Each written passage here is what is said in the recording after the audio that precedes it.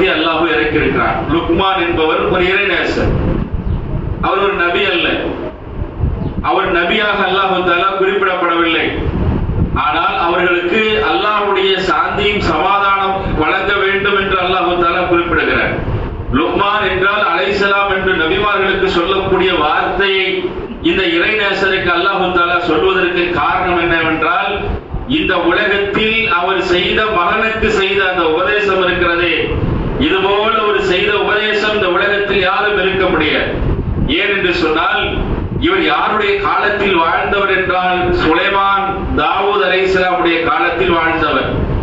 தாவூத் அலைஹிஸ்ஸலாம் அவர்களே நேரில் சென்று தாவூத் அலைஹிஸ்ஸலாமை நேரா போய் உட்கார்ந்து சுலைமான் எனக்கு கல்வியை கற்றுக்கொடு என்று கேட்கக்கூடிய அளவிற்கு ஒரு இறை தூதர் போய் உட்கார்ந்து எனக்கு கல்வியை கற்றுக்கொடு என்று கேட்கக்கூடிய அளவுக்கு அல்லாஹ் தஆலா இவருக்கு கல்வி ஞானத்தை அதிகப்படுத்தி அல்லாஹ் வழங்கி இருக்கிறார். அல்லாஹ் தஆலா தன்னுடைய திருமறையில 31ஆம் அத்தியாயம் 12ஆம் வசனத்தில் அல்லாஹ் சொல்கிறான், வலக்கத் ஆதைனா லுக்மானல் ஹிக்மத அன்ஷ்குருல்லாஹ் மமன் யஷ்குரு வ இன்னமா யஷ்குரு லினஃப்ஸிஹி. லுக்மான் இருக்காரே, அவருக்கு நாம் கல்வி ஞானத்தை அதிகப்படுத்தி வழங்கி இருக்கிறோம், கல்வி அவருக்கு அதிகமாக கொடுத்திருக்கிறோம் என்று அல்லாஹ் தஆலா குறிப்பிடுகிறார். ஒரு இறை தூதரே நேரில் போய் உட்கார்ந்து லுக்மான் எனக்கு என்ன செய்யுங்க, கல்வியை கற்றுக் கொடுங்க என்று கேட்கக்கூடிய அளவிற்கு பிரசித்தி பெற்ற ஒரு இறைநேசர், அல்லாஹ்வுடைய பிரியத்துக்குரியவர். அவர் எப்படிப்பட்ட பிரார்த்தனைக்கு உள்ளாக்கப்பட்டவர் என்பதை அல்லாஹ் தஆலா பிரத்யேகமாக சொல்லி காட்டுகிறார். இப்னு கஸீர் என்ற நூலில் குர்ஆனுடைய விளக்க உரைகளே இவரை பற்றி தெளிவாக சொல்லி காட்டுகிறார்கள். எப்படி என்பதை பாருங்கள். இவருடைய தோற்றம் எப்படி இருக்கும் என்று சொன்னால், மிகவும் கருப்பானவர். ஏகதேசம் பார்த்தோம் என்று சொன்னால், பிலாலுக்கும் இந்த பிலால் அவருடைய கற்பனைக்கு கொண்டு போனா எப்படி இருப்பாரோ அதே தோற்றத்தில் தான் இந்த லுக்மான் அலைஹிஸ்ஸலாம் அவர்கள் இருப்பார்கள். அவருடைய உதடுகள் பார்த்தால் தடித்த வண்ணமாக இருக்கும். அவர்கள் பார்ப்பதற்கே ரொம்ப அருவருக்கத்தக்க மாதிரி நிலையில் ஒரு அடிமையாக இருக்கக்கூடியவர் தான் இந்த லுக்மான் அலைஹிஸ்ஸலாம். ஒரு அடிமை எந்த அளவுக்கு என்று சொன்னால், இந்த அடிமைத்தனத்தை எந்த அளவுக்கு இருக்கும் என்றால், அவருடைய உள்ளம் பெண்மையாக இருக்கும். உள்ளத்தை பார்த்தா ரொம்ப யதார்த்தமான, பேசவே மாட்டார். அதிகமா மக்களிடத்தில் பேசக்கூடியவராக இருக்க மாட்டார். அவர் பேசினால் அந்த வார்த்தை முத்துகளாகத்தான் இருக்கும், கருத்துகளாகத்தான் இருக்கும். உலகத்தில் இப்படிப்பட்ட கருத்தை யாரும் வழங்க முடியாத அளவிற்கு அவருடைய கருத்துக்களை அல்லாஹ் தஆலா ஆழமாக பதிவைக்கிறார். குர்ஆனிலே பாருங்கள், அல்லாஹ் தஆலா பல நபிமார்களை அழைப்பார். அல்லாஹ் தஆலா எப்படி அழைப்பார் தெரியுங்களா? குர்ஆன்ல பாருங்க, எல்லா வசனத்தையும் படித்து பாருங்கள். இப்ராஹிம் என்று அல்லாஹ் தஆலா அழைப்பார், மூசா என்று அழைப்பார், ஹாரூன் என்று அழைப்பார். ஹாரூனை என்ன செய்வார்? அழைப்பார். ஏன் மனித குலத்தினுடைய தந்தை ஆதம் அலைஹிஸ்ஸலாம் அல்லாஹ் எப்படி கூப்பிடுறான்? நபியேன்னு கூப்பிட மாட்டான். அல்லாஹ் எப்படி கூப்பிடுவான்? யா பனி ஆதம், ஆதமே என்று அல்லாஹ் தஆலா கூப்பிடுவான். ஆதம் தான் கூப்பிடுவான். இப்படி உலகத்தில் அல்லாஹ்வினால் வழங்கப்பட்ட எல்லா நபிமார்களையும், ஈசா அலைஹிஸ்ஸலாம் இருந்து எல்லாத்தையுமே பார்த்தீங்கன்னா அல்லாஹ் தஆலா எப்படி கூப்பிடுவான்னா பேரை சொல்லி தான் கூப்பிடுவான். எல்லாத்தையும் நூஹுன்னு சொல்லி தான் அழைப்பான், மூசான்னு சொல்லி தான் அழைப்பான், ஹாரூன், இலியாஸ், இஸ்மாயில், எல்லாத்தையும் இஸ்ஹாக், எல்லா நபிமார்களையும் அல்லாஹ் தஆலா எப்படி கூப்பிடுவான்னா பேரை சொல்லி தான் அழைப்பான். ஆனா ரசூலுல்லாஹ் அப்படி அல்ல. ரசூலுல்லாஹ் எப்படி தெரியுமா கூப்பிடுவான்? அல்லாஹ் தஆலா செல்லமா கூப்பிடுவான், நபியே, யா நபி அப்படின்னு என்ன அர்த்தம்? என் பிரியத்துக்குரிய நபியே, என் நேசத்துக்குரிய நபியே என்று அல்லாஹ். முகம்மது என்ற வார்த்தையை அல்லாஹ் சில இடங்களில் மட்டும் தான் பயன்படுத்துவான், ஒரு சில இடங்கள் 2-3 வார்த்தைகள். ஆனா அல்லாஹ் தஆலா குர்ஆன்ல அல்லாஹ்வுடைய தூதர்களை, அல்லாஹ்வுடைய தூதரை சிலாகித்து சில இடங்களில் பேசுவான். அந்த சிலாகித்து சொல்லக்கூடிய அந்த நபியுடைய வரலாற்றிலே பாருங்கள், ஒரு அத்தியாயத்தை அல்லாஹ் தஆலா குறிப்பிடுகிறார். எப்படிப்பட்ட நிலை பாருங்க. ரசூல் ஸல்லல்லாஹு அலைஹி வஸல்லம் அவர்கள் சபையில கூடியிருக்கிறார்கள். மக்காவிலிருந்து பெரிய பெரிய தலைவர்கள், கேள்விப்பட்ட செய்தியாக இருந்தாலும் நம்முடைய ஈமானை வெளிப்படுத்துவதற்காக இந்த வசனத்தை நினைவுபடுத்துகிறேன். ஏன் என்று சொல்கிறார்? இந்த லுக்மானுடைய வரலாற்றுக்கும் இந்த உபதேசத்திற்கும் ஒரு நல்ல ஒத்து போகக்கூடிய ஒரு வரலாறு இருக்கிறது. ஏன் என்பதை பாருங்கள். ரசூலுல்லாஹ் ஒரு சபையை கூட்ட சொல்கிறார்கள். கூட்ட சொல்லக்கூடிய தலைவர்கள் யார் என்றால் குறைஷி தலைவர்கள். குறைஷிகள் என்றால் சாதாரணமானவர்கள். குர்ஆனிலே குறிப்பிட்டு சொல்கிறார், குறைஷி மக்களை பற்றி பேசுகிறார். பெருங்குலத்தார்கள், பெரும் பெரும் தலைவர்கள். அந்த தலைவர்களே என்ன செய்கிறாங்க, ரசூலுல்லாஹ்ட்ட என்னென்னமோ போதி பார்க்கிறார். ரஹீகுல் மக்தூம்ல பாருங்கள், என்னென்னமோ சண்டையிட்டு பார்க்கிறாரு. முகமது ரசூல் ஸல்லல்லாஹு அலைஹி வஸல்லம் படியவே இல்லை. ஒரு கட்டத்தில் என்ன ஆயிட்டாங்கன்னா, ரசூலுல்லாஹ்ட்ட ஒத்து போயிடுவான். சில டிமாண்ட் ஏற்படுத்துவான்னு சொல்லி ரசூலுல்லாஹ்ட்ட நாங்க வர்றோம், பேசலாம், எல்லாம் உட்காரலாம். எல்லாரும் கூட மக்காவுக்கு கொஞ்சம் தூரம் தள்ளி எல்லாரும் தலைவர்கள் எல்லாம் ஒன்று சேர்ந்த சபையில உட்கார்ந்து இருக்கிறாங்க. ரசூலுல்லாஹ் அவங்க சொல்றாங்க, பணக்காரர்கிட்ட சில தன்மைகள். ரசூலுல்லாஹ் பக்கத்துல உட்கார வச்சு, முஹம்மத் எங்க குலத்தார், நீங்க எங்களுடைய இனத்தை சார்ந்தவர், எங்க பரம்பரையை சார்ந்தவர். ஆனா நாங்க இஸ்லாத்தை ஏத்துக்கிறோம். ஆனா ஒரே ஒரு டிமாண்ட். என்ன டிமாண்ட் கேட்கறாங்க ரசூலுல்லாஹ். ஒண்ணும் இல்ல, எங்களோட ஏழைகளா இருக்கிற, அடிமையா இருக்கிற பிலால், சல்மான் பாரிஸ், உம்முல் மக்தூம், மற்ற மிக்தாத், அம்மார் போன்ற நபித்தோழர்கள் எல்லாம் எங்களோடு மார்க்க விஷயத்திலும் சரி தொழுகையில ஒண்ணா நிக்க கூடாது இப்படின்ற ஒரு கட்டளை. ரசூலுல்லாஹ் என்ன செய்றாங்கன்னா, ஃபர்ஸ்ட் வரட்டுமே, அதுக்கு பிறகு என்ன செய்வோம், பேசிக்கொள்ளலாம். தௌஹீத சொன்னா எல்லாம் மாறிடுவாங்க என்று ரசூலுல்லாஹ் என்ன செய்றாங்க, சேரின் ஒத்துக்கொண்டு அழைப்பு பணியை ஈடுபடுகிறார்கள். ரசூலுல்லாஹ் அழைப்பு பணியில் ஈடுபடுறாங்க. அப்படி ஈடுபடுகின்ற நேரத்தில் அந்த வழியா காபாவை தவாஃப் செய்வதற்காக வந்த உம்முல் மக்தூம் என்ற சஹாபி, அவருக்கு குருடர், கண்ணு தெரியாது. வர்றவருக்கு கல்ல காது கேட்கும். ஊனமற்ற கண் தெரியாதவர்கள் பார்த்தீங்கன்னா காது நல்லா கேட்கும். எல்லாத்தையும் கரெக்டா அக்யூரேட்டா கவனிப்பாங்க. அவர் வந்து என்ன செய்யறாருன்னா, வரும்போதே ரசூல் ஸல்லல்லாஹு அலைஹி வஸல்லம் அவர்கள் அல்லாஹ்வுடைய வசனத்தை ஓதி காட்டக்கூடிய அந்த வரலாற்று சம்பவத்தை எல்லாம் காதில் விழுந்த உடனேயே ரசூலுல்லாஹ் இங்க இருக்கிறார்ன்ற விஷயம் விளங்கிருச்சு. ரசூலுல்லாஹ் இந்த சபையில் இருக்கிறார் விளங்கி கொண்டு என்ன செய்கிறார் என்றால், அல்லாஹ்வுடைய தூதர்களுடைய சத்தத்தை கேட்டுட்டு அந்த இடத்தில் அல்லாஹ்வுடைய ஆலயத்தை தவாஃப் செய்து விட்டு ரசூலுல்லாஹ்ட்ட ஒண்ணுமே பேசல, நேரா அல்லாஹ்வுடைய தூதருடைய அந்த சத்தத்தை கேட்டு பக்கத்தில் வந்து உட்கார்ந்து கொண்டு ரசூல் ஸல்லல்லாஹு அலைஹி வஸல்லம் இடத்திலே அஸ்ஸலாமு அலைக்கும்ன்றார். இதான் சொல்றாரு உம்முல் மக்தூம். வேற ஒண்ணுமே சொல்ல, ரசூலுல்லாஹ்ட்ட ஒண்ணும் பேசல. ரசூலுல்லாஹ் அழைப்பு படி செய்றாங்க, சபையில் உட்காரணும், உட்கார்ந்த நன்மை இருக்கிறது, ஆகையால் இந்த உபதேசம் எனக்கு பயனளிக்கும். உட்கார்ந்தாரு. உட்கார்ந்த உடனே இவருக்கு தெரியாத அந்த பணக்காரருடைய முகம், பணக்கார முகம் இருக்கு பாருங்க, முகத்திலேயே பாடம் நடத்துவார்கள். முகத்திலே என்ன செய்வாங்க, பாடம் நடத்துவாங்க. இவர் உட்கார்ந்த உடனே அந்த முகமே மாறி போயிடுச்சு. ரசூலுல்லாஹ்ட்ட அந்த முகமே வேற மாதிரி காட்டுது. இவருக்கு தெரியாது, இவங்க எல்லாம் முகம் காட்டிட்டாங்க. ரசூல் ஸல்லல்லாஹு அலைஹி வஸல்லம் அவர்கள் ஒண்ணுமே நினைக்கல. என்னடா இவங்க இப்படி இவரை பத்தா பேசிக்கிட்டு இருக்கிறோம், இவங்க வந்துட்டாலே மக்காவே பெரிய ஒரு இஸ்லாத்தின் பக்கம் வந்துட்டாங்க, பெரிய எதிர்ப்பே இருக்காது. இவரு வாட்டு வந்து நம்மோட உட்கார்ந்துட்டாரு. ஏன் அம்மாருக்கு தெரியும், அவருக்கு கண்ணு முடிஞ்ச ரசூலுல்லாஹ் பெரிய தலைவர்கிட்ட பேசிக்கிட்டு இருக்காங்க, விட்டு போயிருவாங்க. அம்மாருக்கு தெரியும், பிலாலுக்கு தெரியும். ஆனா உம்முல் மக்தூமுக்கு தெரியாதுல்ல, அவர் குருடர் தானே. அவர் ஒண்ணுமே பேசல, உட்கார்ந்து விட்டார். ஆனால் அல்லாஹ் குருடர் இல்ல. ரசூலுல்லாஹ் மூஞ்சியோட முகத்தை சுருக்கிக்கிட்டார். ரசூலுல்லாஹ் நம்ம ஒரு ஆள் பேசிக்கிட்டு இருக்கிறோம், பள்ளியாஸ் தலைவரோட பேசி, பெரிய பெரிய எம்எல்ஏ அரசியல் தலைவர்லாம் வர்றாங்க, உட்கார்ந்து பேசுறாங்கனால இஸ்லாத்தை ஏத்துக்கிறோம். ஒரு வெண்ணு இல்ல, மோடியே இஸ்லாத்தை ஏத்துக்கிறேன் நம்ம கிட்ட வந்து உட்கார்ந்துட்டாரு. உட்கார்ந்துட்டு பேசிட்டு இருக்க, ஒண்ணு இல்ல, உங்களோட இருக்கக்கூடிய முக்கியமான இந்த நபர்கள் மட்டும் வரக்கூடாதுன்னு சொல்லி உட்கார்ந்தா, ஒரு கண் தெரியாத ஒருத்தர் வரக்கூடாதுன்ட்டாரு. அவருக்கு தெரியாது அவர் வரக்கூடாதுன்ற செய்தி வந்து உட்கார்ந்துட்டாரு. உட்கார்ந்து நம்முடைய நிலை என்னவா இருக்கும்? இவர் என்ன, அவருக்கு தெரியாது இவர் மாமா முகத்தை சுழிச்சுக்கிட்டு. ஆனா அல்லாஹ்வுக்கு தெரியும்ல. அல்லாஹ் என்ன செய்றான், அபஸ வதவல்லா அன்ஜாஉல் அமா வமா யுத்ரீக லஅல்லஹு யஸக்கா அவ் யதக்கரு ஃபதன்ஃபு ذிக்ரா. அல்லாஹ் தஆலா எல்லா இடத்திலும் என் அருமை நபியே, என் பிரியத்துக்குரிய நபியே என்று சொன்ன அல்லாஹ் இந்த வசனத்தில் அல்லாஹ் தஆலா ஒரு மூன்றாவது மனிதரை திட்டுவதை போல அல்லாஹ் தஆலா முஹம்மதை கடுகெடுத்து விட்டார், மோசமா மூஞ்சி திரும்பிக்கிட்டார், இவர்கள் எல்லாம் இஸ்லாத்தை ஏற்றுக்கொள்வார் என்று இந்த நபிக்கு எப்படி தெரியும்? இப்படிப்பட்ட ஒரு வரலாற்று சம்பவம் இருக்கிறது. இது எல்லாம் எதற்காக சொல்லி காட்டுகிறேன் என்று சொன்னால், இப்படி எல்லாம் ஏகத்துவத்திற்காக பல தியாகம் நடக்கப்பட்டிருக்கிறது. நம் பிள்ளைகளோடு உரையாடக்கூடிய காட்சி எல்லாம் பார்த்தீர்கள் என்று சொன்னால், இந்த லுக்மான் அலைஹிஸ்ஸலாம் தன் மகனை வைத்து அந்த உபதேசம் இருக்கிறது. நாம்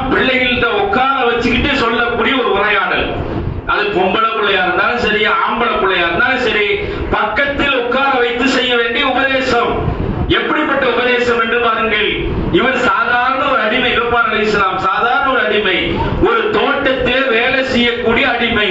அந்த தோட்டத்துடைய எஜமானவர்கள் சொல்கிறார்கள், லுக்மான் நீங்களுடைய அடிமையாக இருக்கிறீங்க உண்மைதான், ஆனா என்னை விட கல்வியில நீங்கள் தேர்ச்சி பெற்று இருக்கிறீங்க. ஆகையால எனக்கு ஒரு சிறந்த விஷயத்தை செய்யுங்க, நம்ம கிட்ட இருக்கிற ஆட்டிலேயே ஆட்டை அறுத்து ஆட்டிலேயே நல்ல சுவையானதை எனக்கு கொண்டு வந்து கொடுங்க, நல்லது கொடுங்கன்னு கேட்கிறார். முதலாளி கேட்கிறாரு, தொழில் என்ன செய்ய, ஆட்டை அறுத்துட்டாரு, ஆட்டில் இருக்கிற ரெண்டு விஷயத்தை கொண்டு வர்றாரு, நாக்கையும் இதயத்தையும் கொண்டு வந்து கொடுக்கிறார். கேட்கிறாரு முதலாளி, இந்த ரெண்டு தானா? ஆமா, ரெண்டு கொடுத்தாச்சு. ரெண்டு கொடுத்த விட்டு அவர் என்ன செய்யறாருன்னா அந்த ரெண்டையும் சாப்பிடுகிறார். சாப்பிட்டு சொல்றாரு, இது ஏன் கொடுத்தீங்க? சரின்னு கொஞ்ச நாள் கழிஞ்சிருச்சு. லுக்மான் அலைஹிஸ்ஸலாம் மீண்டும் கூப்பிடுகிறார்கள். கூப்பிட்டு சொல்றாங்க, லுக்மான் மீண்டும் ஒரு ஆட்டை அறுங்க, ஆட்டிலேயே மோசமானது எனக்கு சமைச்சு கொடுங்க. முதல்ல கேட்டார் நல்லதை கொடுங்கன்னு கேட்டார், ஆட்டிலேயே நல்லது அதை கொடுங்கன்னு கேட்டார். ரெண்டாவது சொல்றாரு, லுக்மான் ஆட்டிலேயே ரொம்ப மோசமானதை என்கிட்ட கொண்டு வந்து கொடுங்க, கெட்டதை கொடுங்கன்றார். லுக்மான் அலைஹிஸ்ஸலாம் ரெண்டு ஆட்டை அறுக்கிறாரு. கொண்டு போன மாதிரியே நாக்கையும் இதயத்தையும் கொண்டு வந்து கொடுக்கிறாரு. முதலாளி கேட்கிறாரு, ஏப்பா முதல்ல கேட்டல அதுக்கு நாக்கு இதயத்தை கொண்டு வச்ச, ரொம்ப மோசமானது கொடுன்னு கேட்டேன், அதையும் பாத்தீங்கன்னா இந்த நாக்கையும் இந்த இதயத்தையும் கொடுக்குறீங்களே, ரெண்டு ஒண்ணு தானே அப்படின்னு கேட்கிறார். அப்ப லுக்மான் அலைஹிஸ்ஸலாம் தன்னுடைய முதலாளியிடத்தில் சொல்லுகிறார், எஜமான்கிட்ட சொல்லுறாரு, இது ரெண்டு நல்லதா இருந்தா நீங்க நல்ல நிலைமைக்கு போயிருவீங்க. கொடுத்தா பாருங்க, நல்லது கேட்டீங்க, இந்த நாக்கும் இதையும் சரியா இருந்துச்சுன்னா நீங்க நல்ல வழியில போயிடலாம். இந்த நாக்கும் இந்த இதையும் சீர்கெட்டு விட்டால், கெட்டு போயிடுச்சுன்னா நீங்களும் கெட்டு போயிருவீங்க, மற்ற எல்லா உறுப்புகளையும் கெடுத்துரும். இது ரெண்டு நல்லா இருந்துச்சா பிரச்சனையே இல்லை. மனுஷனுக்கு பிரதானமா ஹார்ட் தான். ஹார்ட் சரியா இல்லைன்னு என்ன நிலையாகும் என்பது, அந்த ஹார்ட் சரி பண்றதுக்கே நம்ம பல முயற்சி பண்ணுவோம். ஆனால் இந்த நாக்கு அதே மாதிரி தான். நாக்கு இல்லாத குழந்தைகிட்ட போய் பாருங்க, ஒரு ஊமையா இருக்கிறவங்க போய் கேட்டா தான் அந்த நாக்குடைய விஷயத்தை சொல்லுவார்கள். ஆனா இது ரெண்டும் சரியா இருந்துச்சு, நாக்கும் இதையும் சரியா இருந்தா உடல்ல எல்லா உறுப்புகளும் சரியா இருக்கும். இது ரெண்டும் கெட்டு போயிடுச்சுன்னா எல்லாமே கெட்டு போயிடும். அந்த லுக்மான் அலைஹிஸ்ஸலாம் அவர்கள் கொஞ்ச நாளைக்கு பிறகு திருமணமாகி தன்னுடைய மகனை பக்கத்தில் உட்கார வைத்துக் கொண்டு நடக்கக்கூடிய அந்த உரையாடல்கள் பாருங்கள், சுபஹானல்லாஹ். இப்படிப்பட்ட உரையாடல்கள் நாம் பிள்ளைகளுக்கு போதிக்க வேண்டும். அது பேர பிள்ளையா இருந்தாலும் சரி, எந்த பிள்ளையா இருந்தாலும் பிள்ளைகளுக்கு சொல்லிக் கொடுக்க வேண்டிய ஏகத்துவத்தை லுக்மான் சொல்லித் தருகிறார். எப்படிப்பட்ட வார்த்தை பாருங்க, வஹிது கால லுக்மான் லிஇப்னிஹி, தன்னுடைய மகனை அழைச்சு, தன்னுடைய புதல்வனை அல்லாஹ் குர்ஆன்ல சொல்றார், மகன் அழைச்சிட்டு, யா புனைய, என் அருமை மகனே, என் செல்ல மகனே, என் நேசத்துக்குரிய மகனே. எப்படி நபி இப்படிதான் அழைப்பாங்க. நபிமார்கள் அழைக்கிறது எப்படி அழைப்பாங்கன்னா, நூஹ் அலைஹிஸ்ஸலாம் அவர்கள் கப்பல்ல பயணம் செய்ய போகிறார்கள், உலகம் அழிக்கப்படுகிறது, அவர் வசிக்கக்கூடிய இடம் அழிக்கப்படுகிறது, அவருடைய மகன் தண்ணீரை தவித்துக் கொண்டிருக்கிறார். அந்த நேரத்தில் தன்னுடைய மகனை பார்த்து அழைக்கக்கூடிய வார்த்தை, யா புனை, என் அருமை மகனே, இந்த கப்பல்ல ஏறிக்கொண்டு சொல்லி கூப்பிட்டார்கள். இஸ்மாயிலை அறுக்கும் பொழுது யா புனைய, யா இஸ்மாயில், என் அருமை மகனே என்று அழைப்பார்கள் நபிமார்கள். அப்படிப்பட்ட வார்த்தையை பயன்படுத்தி லுக்மான் கேட்கிறார், என் அருமை மகனே, யா புனைய, என்னுடைய அருமை மகனே, லா துஸ்ரிக்கு பில்லாஹ், அல்லாஹ்விற்கு இணை வைக்காத. எத்தனை தகப்பன் பிள்ளைகள்கிட்ட முதல்ல போதிச்சிருக்கணும். பிள்ளைகிட்ட சொன்ன சின்ன வயசுல பிள்ளைகிட்ட போதிக்கிறது என்ன தெரியுமா, சலாம் சொல்லக்கூடிய நிலையெல்லாம் ஒரு கட்டத்துல மாறி பாய் சொல்லு. என்ன சொல்றது? பாய். பிளேன் கிஸ் எப்படி கொடுக்கணும் பிள்ளைகளுக்கு சொல்லி கொடுக்கிறது. தகப்பனும் தாயும் எப்படிப்பட்ட போதனை, காட்டா காட்டு. ஆனா காட்டா காட்டுறது உலகத்துக்கு ரொம்ப முக்கியமா? ஏகத்துவத்தை சொல்ல வந்ததை பிள்ளைகளுக்கு சொல்லு. அந்த அருமையான தந்தை தன் பிள்ளைக்கு சொல்கிறார், லா துஸ்ரிக்கு பில்லாஹ், அல்லாஹ்விற்கு இணை வைக்காதே. இன்ன ஷிர்க ஸுல்முன் அலீம், நிச்சயமாக இணை வைப்பது இருக்கிறதே மிகப்பெரிய பாவம், அது நரகத்தில் கொண்டு சேர்க்கும் என்று சொல்லுகிறார். இன்னைக்காவது நம்ம பிள்ளைகிட்ட உட்காந்து பேசி இருக்கிறோமா? சின்ன பிள்ளைகிட்ட உட்காந்து விளையாடு என்னென்ன கேட்கறான், என்னங்க எப்ப போனாலும் செல்போன் இல்லாம என் பிள்ளை இல்ல, எப்ப போனாலும் முதல்ல செல்போன் கொடுத்துறோம். என்னைக்காவது அல்லாஹை பற்றி பிள்ளை இடத்துல பேசி இருக்கிறோமா? அல்லாஹ் எங்க இருக்கிறான்னு சொல்லி இருக்கிறோமா? அல்லாஹ் எந்த இடத்தில் அமர்ந்திருக்கிறான்? அல்லாஹ்க்கு நம்ம கிட்ட பதில் இருக்கா? அல்லாஹ்வுடைய தன்மைகளை பற்றி தெரியுமா? அல்லாஹ்வுடைய பண்புகளை பற்றி தெரியுமா? அவருடைய ஞானத்தை பற்றி தெரியுமா? அவர் எவ்வளவு வல்லமை படைத்தவர் என்று தெரியுமா? உமர் அவர்கள் கேட்கிறார்கள். அவருடைய ஆட்சி காலத்தில் வரலாற்று சம்பவத்தை பாருங்கள். உமர் அவர்கள் பாலைவனத்தில் போயிட்டு இருக்கிறார். பாலைவனத்தில் போகும் பொழுது ஒரு சிறுவன் ஆடு மேய்த்துக் கொண்டிருக்கிறார்.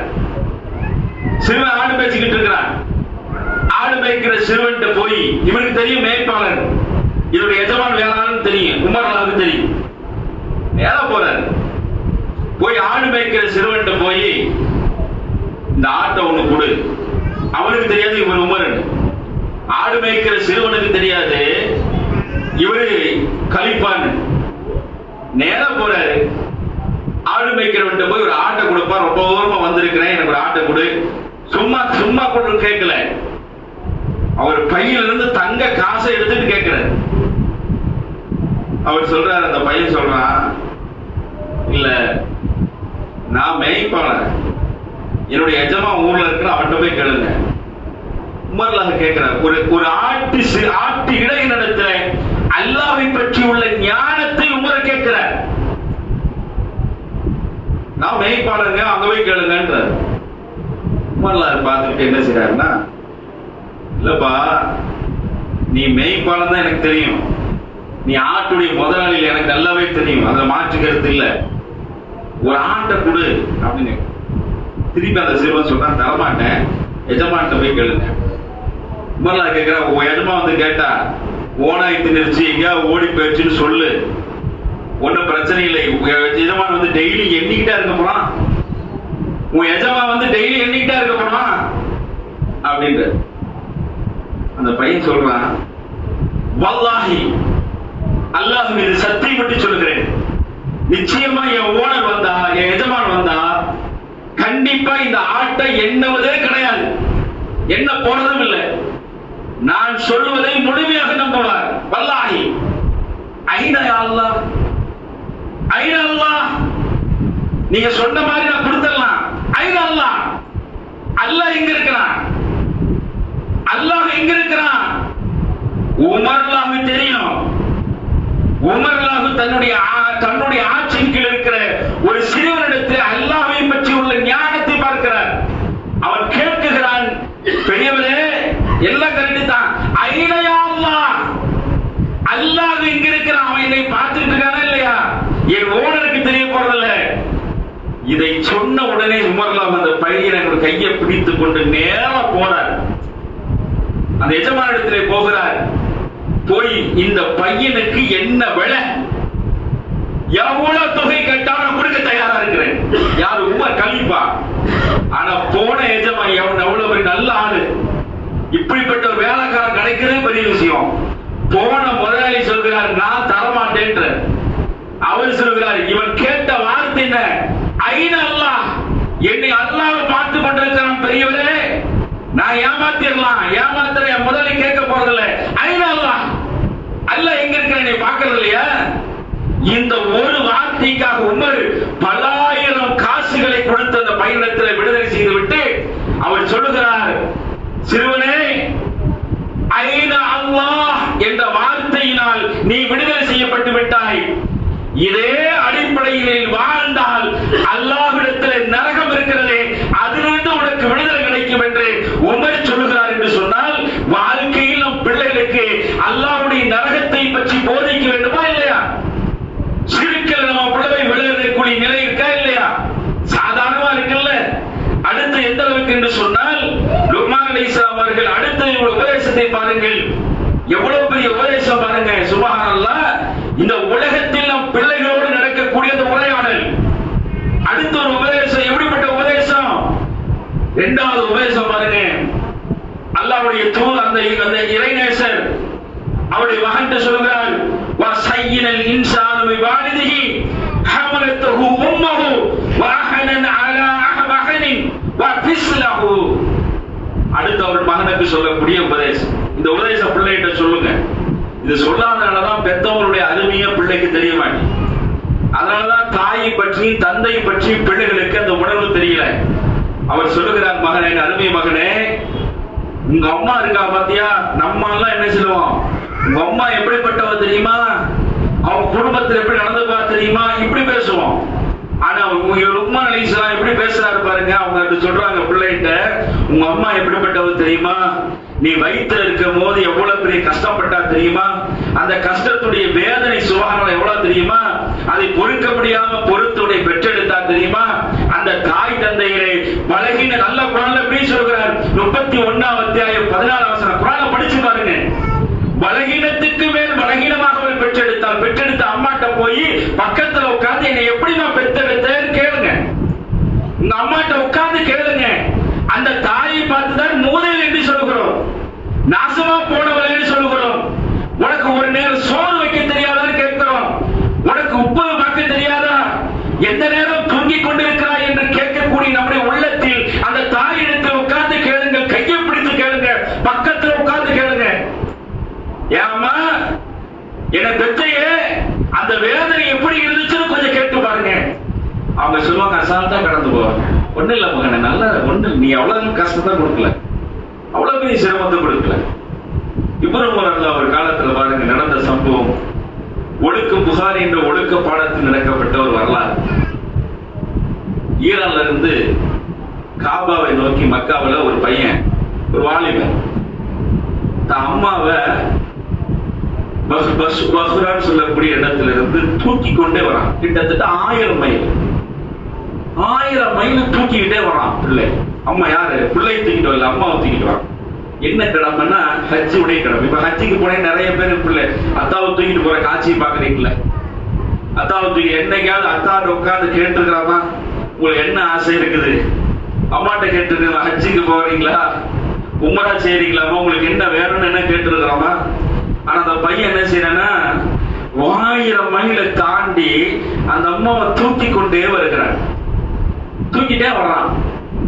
தூக்கிட்டே வந்து என்ன செய்யறான்னா அந்த ஹஜ்ஜுடைய கடமை கிரயங்களை முடிக்கிறான். அப்படியே தவாபெல்லாம் வர்றான். இப்படி வரவர்கள் என்ன செய்யறாங்கன்னா தவாபெல்லாம் முடிச்சுட்டு ஒரு ஓரத்துல ஒதுங்கி உட்கார்ந்து இருக்கிறார். ஓரத்துல ஒதுங்கி உட்கார்ந்த சஹாபா, அந்த இடத்துல வந்த தோழர்கள் அந்த பையனை சொல்றாதான் இப்ராஹிம் அங்க உட்கார்ந்து இருக்கிறார். அவர் சஹாபாக்களே பார்த்ததில்ல. பார்த்த உடனே ஒரே மகிழ்ச்சி. நேர இப்ராஹிம் போய் உட்கார்ந்துட்டு கேட்கிறார், இப்ராஹிம், நான் சஹாபாக்களை பார்த்ததில்லை, உங்களை பார்த்தது ரொம்ப மகிழ்ச்சி, சந்தோஷம், எனக்கு தாங்க முடியல, ஒரே ஒரு கேள்வி மட்டும் உங்ககிட்ட கேட்கட்டா அப்படின்னு கேட்கிறார். இப்ராஹிம் கேட்கிறார், சொல்லுங்க, என்ன சொல்லுப்பா, என்ன? ஒண்ணு இல்ல, ஈரான் நாட்டுல இருந்து இந்த பகுதியிலிருந்து வர்றேன். என் தாயுடைய ஆசை ஹஜ்ஜு செய்யும். அந்த ஹஜ்ஜுடைய காலம், அதனால என்ன செய்யணும், வரும்போது ஒட்டகத்திலேயோ குதிரையில உட்கார்ந்து என் தாயினால பயணிக்க முடியாது, அதனால தூக்கிட்டு தான் வரணும். நினைச்சு பாருங்க, சும்மா இல்ல 1000 மைல் தூக்கி கொண்டு வரணும். இப்படி அங்கிருந்து தூக்கிட்டு வந்துட்டேன், என் தாய்க்கு ஹஜ்ஜுடைய கடமை நிறைவேற்றிட்டேன், திருப்பி தூக்கிட்டு போகணும், நான் திருப்பி தூக்கிட்டு போகணும். இதுக்கு அல்லாஹ்விடத்தில் எனக்கு நல்ல தாயை கவனிச்சுக்கிட்ட அந்த நன்மை எனக்கு கிடைக்குமா? நான் தாய்விடத்துல சிறந்தவனா இருக்கிறேனா? எப்படிங்க, சும்மா இல்ல 1000 மைல் தூக்கிட்டு திருப்பி போறது. அப்ப தாய் எவ்வளவு அன்பை பார்த்துருப்பார் பாருங்க. உடனே இப்ராஹிம் என்ன செய்றாங்கன்னா பக்கத்துல உட்கார்ந்து, என் அருமை சகோதரர், அல்லாஹ் ஏற்றுக்கொள்வான், ஆனால் உன் தாய் பிரசவ நேரத்தில் கத்துகின்ற ஒரு சத்தம் இருக்கிறது. இன்னைக்குதான் என் மருத்துவம் எல்லாம் வழியே இல்லாம, அன்னைக்கெல்லாம் சுகப்பிரசவம் தான், கடுமையான வேதனை இருக்கும். அந்த நேரத்தில் சில நேரங்கள்ல பார்த்தோம்னா வீட்டிலேயே பிள்ளை பெற்று, ஆஸ்பத்திரிலாம் போறதுக்கு நேரமே இருக்காது, வீட்டிலேயே பிள்ளையை பெற்றெடுக்கக்கூடிய நிலையெல்லாம் இருக்கும். அந்த நேரத்துல அவள் சொல்லுகிறார், உன் தாய் உன்னை பெற்றெடுக்கும் பொழுது ஒரு சத்தம் பெற்றிருப்பாரு, முதல் சத்தம். அந்த சத்தத்திற்கு நீ செவந்து வந்த 1000 மைல் 2000 மைல்கள் கூட அதற்கு ஈடாகாது. என்ன தாய், தாய் தந்தைகிட்ட எப்படி நடக்கிறோம்? தாய் தந்தையில் சமீபத்தில் நடந்த நிகழ்வு வரலாற்றிலே மறக்க முடியாது. ஒரு பெண், ஒரு சாதாரண ஒரு பெண்ணை என்ன செய்யறாங்க, கல்லூரிக்கு அனுப்புகிறார்கள். படித்து முடித்து பிள்ளை நல்ல நிலைக்கு வரும் நினைக்கிறாங்க. கல்லூரி முடிகிறதுக்குள்ள பிள்ளை ரிஜிஸ்டர் ஆபீஸ்ல நிக்குது. ஒரு ஓரத்துல தாயும் தந்தையும் அழுது கொண்டு இருக்கிறார். அந்த ஆபீசர் இருக்காரு பாருங்க, அந்த ரிஜிஸ்டர் எழுதுற ஆபீசர், அவர் ரொம்ப முதியவர். அவரு இங்க 2 பேர் அழக்கூடிய காட்சியை பார்க்கிறார். 2 பேர் அழகிற காட்சி. இங்க கையெழுத்து நடக்குது, கையெழுத்து வேலை. இப்படி கையெழுத்து வேலை நடக்கிற நேரத்தில் அவர் அந்த இடத்துக்கும் பார்க்கிறாரு, இங்கேயும் பார்க்கிறாரு. 2 பேர்த்தையும் பார்த்து விட்டு அவர் என்ன நினைக்கிறார்னா, அந்த பிள்ளை இடத்துல கேட்கிறார், ஏமா இவ்வளவு கதறாங்கல்ல, கொஞ்சம் கூட உள்ளத்துல மாற்றம், இவ்வளவு நேசம் எவ்வளவு வளர்த்திருப்பாங்க, என்னாலும் சரி அவனை விட்டு பிரிய மாட்டேன். கடைசி அந்த பிள்ளை போகிற நேரத்தில் அந்த தாய் மயக்கமிட்டு விடுகிறார். தந்தை சொல்கிறார், நம் பாசம் கொஞ்ச காலத்துக்கு தான் வந்திருக்குது, நம்ம உயிரோடு இல்லாத காலத்தில் தான் நம் பாசத்தை நம் பிள்ளை விளங்கும் என்று சொல்லுகிற காலம் இன்றைக்கு நாம் வாழ்ந்து கொண்டிருக்கிற காலம். அன்பார்ந்த சகோதரர்களே, ஒரே ஒரு விஷயத்தை மட்டும் சொல்லி இந்த வரலாற்றை முடிக்கிறேன். அன்பார்ந்த சகோதரர்களே, அதோடு பிடிக்கல. அந்த தோழர் என்ன செய்கிறார் என்று சொன்னால், தன்னுடைய மகனிடத்திலே அடுத்த ஒரு உபதேசத்தை செய்கிறார். யா புனை வஅகீமுஸ் ஸலாத், தொழுகை நிலைநாட்டு, வல் மஅரூஃப், நன்மை ஏவு, வஅனில் முன்கர், தீமையை தடு. நன்மை ஏவி தீமை தடுக்கிறது இந்த தௌஹீதுடைய கொள்கை. இந்த கொள்கைக்கு மாற்றமா நீ நடந்துடாதுன்னு சொல்லிட்டு அல்லாஹ்வுடைய தூதர் அந்த பிள்ளை இடத்துல அந்த தந்தை சொல்கிறார், ஃபஸ்பிர் அலா மா அஸாபக, அல்லாஹ் உன்னை சோதிச்சா அந்த சோதனையில் பொறுத்துக் கொள் என்று அவரிடத்தில் சொல்கிறார். சோதனை வரும், அல்லாஹ் உன்னை சோதிப்பான், அப்படி அந்த சோதனை வந்தால் நீ அதில் பொறுத்துக் கொள் என்று சொல்கிறார்.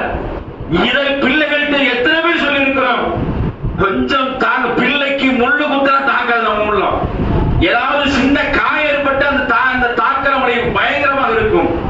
பாருங்கள், புகாரியிலே பதிவு செய்யப்பட்ட ஒரு நபிமொழி எந்த அளவுக்கு என்றால் பாருங்கள், ஆயிஷா ரலியல்லாஹு ஒரு கருப்பின பெண்மணி, ஒரு கருப்பான பெண்மணி, அவர் என்ன செய்கிறார் என்று நம்ம இந்த பிள்ளைக்கு சொல்லணும், நீ பொறுமையா இருப்பா, சோதனையை பொறுத்துக் கொள்ளுப்பான்னு சொல்லணும்.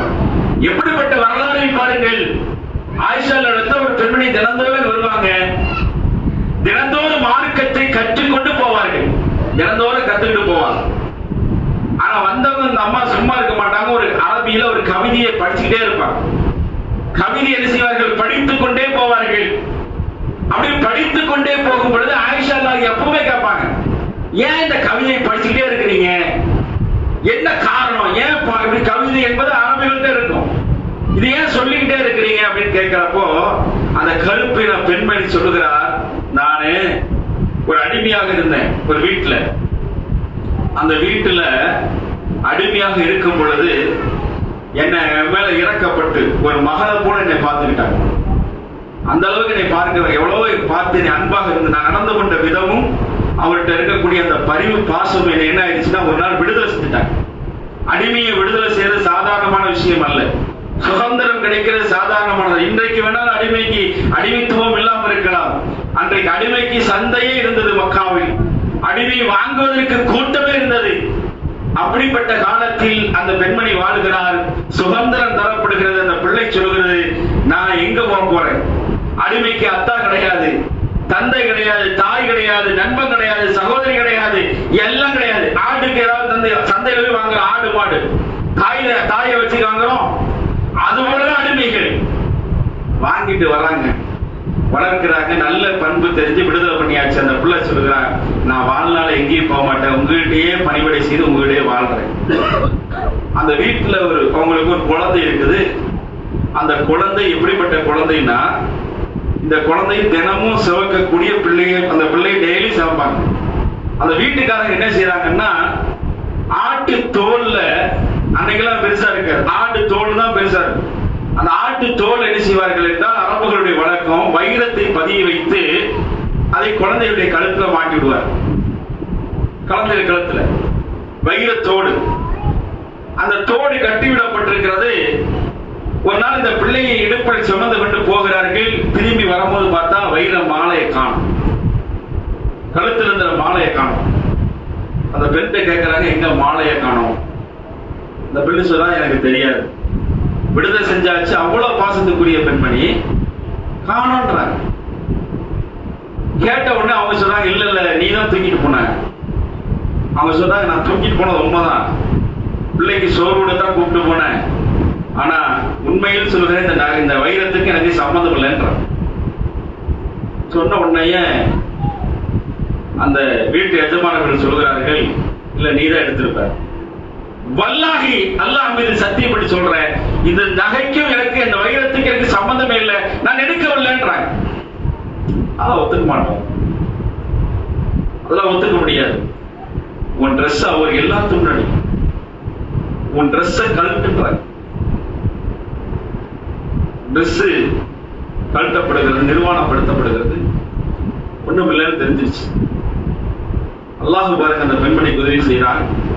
அந்த நேரத்தில் வானத்தில் பறந்து கொண்டிருக்கிற, நான் சொல்வது கதை இல்ல சகோதரிகளே, நடந்த வரலாறு. வானத்தில் பறந்து கொண்டிருக்கிற கழுகு தன்னுடைய வாயில் இறைச்சி என்று கடித்துக் கொண்டு சென்று இருக்கிறது.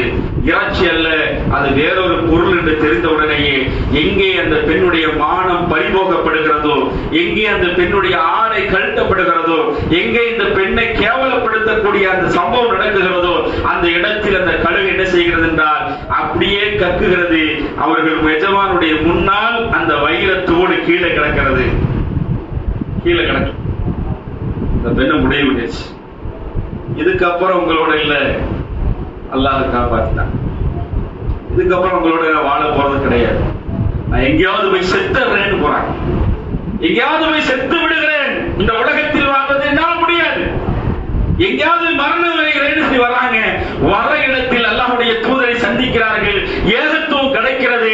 ஏகத்துவம் கிடைத்து சிறந்த ஒரு இஸ்லாத்தை ஏற்றுக்கொள்கிறார்கள். அப்படி ஏற்றுக்கொண்ட காலத்தில் ஆயிஷா இடத்தில் மார்க்கத்தை அறிந்து கொண்டிருக்கிற நேரத்தில் அவர் சொல்கிறார்கள், அன்றைக்கு மட்டும் அந்த கேவலம் நடக்காமல் இருந்தால், அன்றைக்கு மட்டும் இந்த கேவலம் நடைபெறாமல் இருந்தால், அன்றைக்கு மட்டும் என்னுடைய ஆடைகள் கலைக்கப்படாமல் இருந்தால், அன்றைக்கு மட்டும் அந்த கழுகு வராமல் இருந்தால், அன்றைக்கு மட்டும் அந்த கழுகு துப்பாமல் இருந்திருந்தால், வல்லாஹி நான் இஸ்லாத்திற்கு நுழைந்திருக்க மாட்டேன். அல்லாஹ் என்னை சோதித்தான், அல்லாஹ் என்னை கஷ்டப்படுத்தினான், எல்லாம் செய்த பிறகு எனக்கு இஸ்லாம் என்ற நெறி அல்லாஹ் தஆலா உருவாக்கினான், எனக்கு கொடுத்தான். அன்றைக்கு அவர்கள் என்னை கேவலப்படுத்தாவிட்டால் இந்த மார்க்கத்தை நான் ஏற்றுக்கொண்டிருக்க மாட்டேன், இந்த மார்க்கத்தை தழுவிருக்க மாட்டேன், எனக்கு சொர்க்கம் கிடைத்திருக்காது, எனக்கு நரகம் கிடைத்திருக்கும் என்று சொன்னார்கள் என்றால் அதற்கு காரணம் என்ன? ஃபஸ்பிர் ஃபஸ்பிர் அலா மா அஸாபக இன்ன தாலிக அஸீஸுல் உமூர். கஷ்டத்தை நீ பொறுத்துக்கிட்டேனா அல்லாஹ் வெற்றி ஏற்படுத்துவான் என்று தன்னுடைய மகனுக்கு அல்லாஹ்வுடைய தூதருடைய காலத்தில் வாழ்ந்த அந்த லுக்மான் அலைஹிஸ்ஸலாம் தன் மகனுக்கு செய்த அந்த உபதேசம் இருக்கிறதே, நம் பிள்ளைகளுக்கு செய்ய வேண்டும். அல்லாஹ் பற்றி ஞானத்தை சொல்ல வேண்டும். அல்லாஹ்வை பற்றி அல்ல, தாயும் தந்தையுடைய அறிவை பற்றி சொல்ல வேண்டும். கஷ்டங்களை வந்தால் பொறுத்துக் கொள்ளாமல் ஃபர்ஸ்ட் மார்க் கம்மியா இருக்குது, 10th மார்க் கம்மியா இருக்கு, தற்கொலை பண்ணிக்கலாம். கஷ்டம் வந்தா பொறுத்துக்கோ, கண்டிப்பா அல்லாஹ் வெற்றி கொடுப்பான், சோதனை பொறுத்துக்கொள் என்று அவனிடத்திலே உபதேசம் செய்யக்கூடிய பெற்றோர்களாக அல்லாஹ் தஆலா உங்களையும் என்னையும் ஆக்கியோடு கூறி உரை நிறைவு செய்கின்றேன். வாஹிரு தாவானா அல்ஹம்துலில்லாஹி ரப்பில் ஆலமீன். அஸ்ஸலாமு அலைக்கும் வரஹ்மத்துல்லாஹி வபரகாத்துஹு.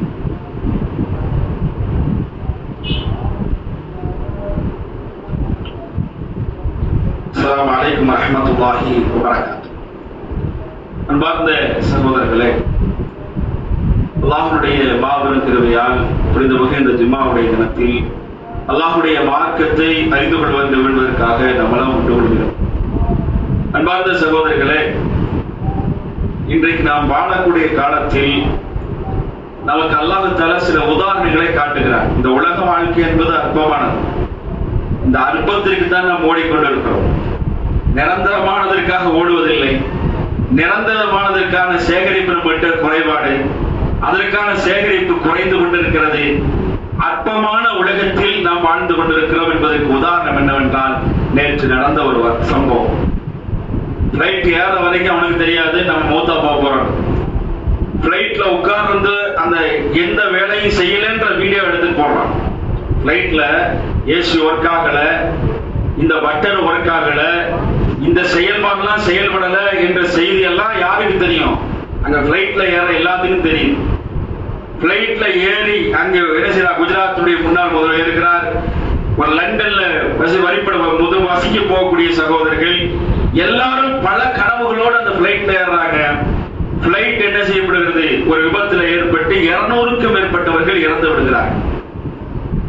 வாகனத்தில் 200க்கும் மேற்பட்டவர்கள். என்ன இந்த உலகத்தை நேசிக்கிறோம், வாகனத்தில் பயணிக்கிறோம், எல்லாத்துலயும் வாகனம் இருக்கு, யார்ட்டையும் வாகனம் இல்லாம இன்னைக்கு இல்ல. வாகனத்தில் ஏறி பயணிக்கக்கூடிய நம்மிடத்தில் அல்லாஹ்வை பற்றி நம்மளுக்கு என்ன ஒரு உரையாடல் இருக்கிறது? மார்க்கம் சொன்ன அடிப்படையில் இந்த துஆக்களை கத்தி வச்சிருக்கோமா? சுப்ஹானல்லதி சக்கர் லனா ஹாதா வமா குன்னா லஹு முக்ரினீன் வ இன்னா இலா ரப்பினா முன்கலிபூன் என்ற துஆ இருக்கிறதே, அல்ஹம்துலில்லாஹ் அல்ஹம்துலில்லாஹ் அல்ஹம்துலில்லாஹ், அல்லாஹு அக்பர் அல்லாஹு அக்பர் அல்லாஹு அக்பர், சுப்ஹானக ஸலம்து நஃப்ஸி வக்ஃபிர் லி வ இன்னஹு லா யக்ஃபிரு ذுனூப இல்லா அன்த. இது தூதர் ஸல்லல்லாஹு அலைஹி வஸல்லம் அவர்கள் சொல்லிக் கொடுத்த இந்த துஆ. வாகனத்தை எடுத்த உடனே அப்படியே முறுக்கி போய் சாதிச்சிர அப்படின்ற ஒரு நிமிர்பல் இருப்போம். மௌத்தோடு இருக்காங்க இல்லையா? மௌத்தாயிட்டா முஸ்லிமா மௌத்தமா? முஸ்லிமா மௌத்தா போடுவா இல்லையா? காட்டி தந்த அடிப்படையில், மார்க்கம் சொன்ன அடிப்படையில் நம்முடைய மௌத்து இருக்கிறவா இல்லையா? அப்ப அந்த அடிப்படையில் நம்முடைய வாழ்க்கையில் இந்த மௌத் என்பது நமக்கு காட்டக்கூடிய இந்த உதாரணம் இருக்கிறதே, வாழ்க்கையில் நாம் அல்லாஹ்வின் பக்கம் நெருங்குவதற்கு இந்த உதாரணம், அல்லாஹ்வின் பக்கம் தூரமா ஓடுவதற்கு உதாரணம் அல்ல, அல்லாஹ்வின் பக்கம் நெருங்குவதற்கு. அதனால வாகனத்தை எடுக்கிறப்போ இந்த துவாவை சொல்லி இந்த துவாவை கத்துக்கிறதுக்கு என்ன முற்படுவோம்? தர்பியாக்களை ஏற்படுத்துறோம், அதுக்கான முயற்சி, கல்வி வச்சிருக்கிறோம், இமாம போட்டு பயங்கரமா நடத்தி கொண்டு இருக்கிறோம், அதுக்கான முற்படு நம்மகிட்ட இருக்கா? பள்ளி பக்கம் வர்றோமா? நேரம் இல்லை. கடைசியில பிளைட்ல வந்த மாதிரி தான் நமக்கு நேரம் இல்லாத உலகத்தை விட்டு பிரிந்து மோசமான நிலைக்கு தள்ளப்படுவோம். வாஹிர் தாவானா அல்ஹம்துலில்லாஹி ரப்பில் ஆலமீன். அஸ்ஸலாமு அலைக்கும் வரஹ்மத்துல்லாஹி வபரகாத்துஹு.